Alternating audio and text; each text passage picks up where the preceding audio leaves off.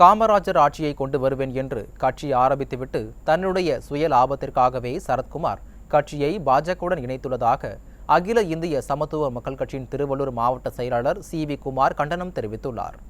திருவள்ளூரில் செய்தியாளரிடம் பேசிய அவர், ஆலோசனை கூட்டம் என கூறி வரவழைத்துவிட்டு நிர்வாகிகள் விருப்பமில்லாமல் எந்தவித ஆலோசனையும் நடத்தாமல் கட்சியை சரத்குமார் பாஜகவுடன் இணைத்துள்ளதாக குற்றம் சாட்டினார்.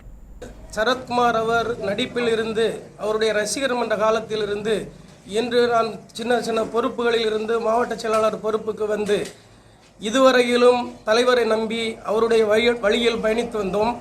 இன்று எங்களுக்கு எந்த ஒரு வாழ்வாதாரமும் இல்லாமல் எங்களை எல்லாம் உதறி தள்ளிவிட்டு ஒரு கட்சியில் இணைத்ததற்கு நாங்கள் பெரும் கண்டனத்தை தெரிவித்துக் கொள்கின்றோம். காமராஜர் ஆட்சியை மீண்டும் நிலைநாட்டுவோம், காமராஜரின் வழியில் நடப்போம் என்று உறுதிமொழி எடுத்து இந்த கட்சியை துவக்கி இன்று வரையிலும் கொண்டு வந்து எங்களை நட்டாத்தில் விட்டுவிட்டு சென்று விட்டதற்கு நாங்கள் கண்டனத்தை தெரிவித்துக் கொள்கிறோம்.